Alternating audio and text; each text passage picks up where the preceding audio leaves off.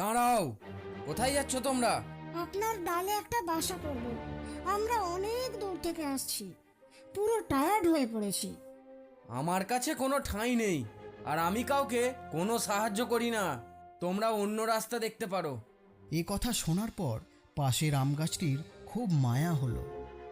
ভাই অশ্বত্থ, এত করে বলছে যখন, তখন একটু আশ্রয় দিয়েই দাও। হুম, আশ্রয় দাও বললেই দিয়ে দেবো নাকি? তোমার ইচ্ছে হলে তুমি দাওগে। ঠিক আছে, তোমার কথাই থাক। এই যে মৌমাছির দল, এদিকে এসো। তোমাদের কোনো চিন্তা নেই, আমি তোমাদের আশ্রয় দেব। তোমরা আমার ডালে মৌচাক তৈরি করতে পারো। তুমি সত্যি বলছো? আমাদের তুমি আশ্রয় দেবে? আরে হ্যাঁ হ্যাঁ, তোমাদের যতদিন ইচ্ছা হয় ততদিনই থাকতে পারো। Okay, thank you deer.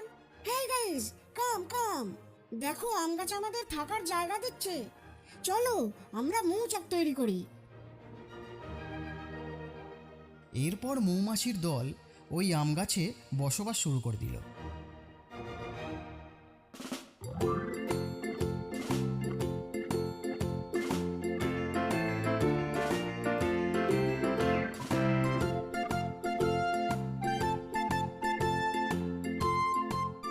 একদিন দুই কাঠুরে ওই জঙ্গলে এসে উপস্থিত হয়।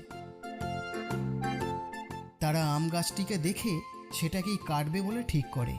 ভাই চল, ওই আম গাছটাকে কেটে ফেলি। হ্যাঁ হ্যাঁ, চল চল।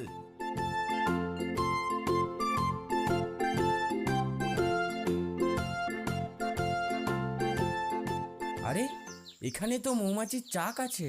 আমরা যদি এই গাছটাকে কাটি, তাহলে তো মৌমাছির কামড় খেতে হবে। হ্যাঁ, তাহলে ছাড়, এটা কাটতে হবে না। ওখানে একটা অশ্বত্থ গাছ আছে, ওটাকেই কাটি, চল।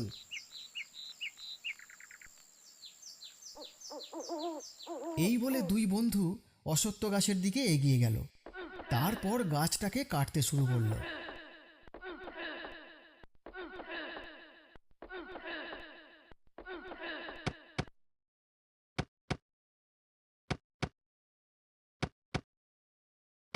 আম গাছ অশ্বত্থ গাছের এই দুঃখ সহ্য করতে পারল না। রানী রানী, দেখো, অশ্বত্থ গাছটা খুব কষ্ট পাচ্ছে। ওকে একটু সাহায্য করো, ওকে কাঠুরের হাত থেকে বাঁচাও। ঠিক আছে, আমরা এক্ষুনি যাচ্ছি। এই বলে মৌমাছির দল উড়ে গিয়ে দুই কাঠুরেকে কামড়াতে শুরু করলো।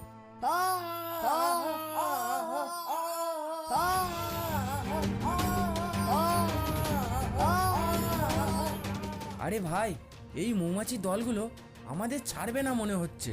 চল চল, পালাই। হ্যাঁ, তাড়াতাড়ি চল। মৌমাছির তাড়া খেয়ে দুই কাঠুরে সেখান থেকে চম্পট দিল। তারপর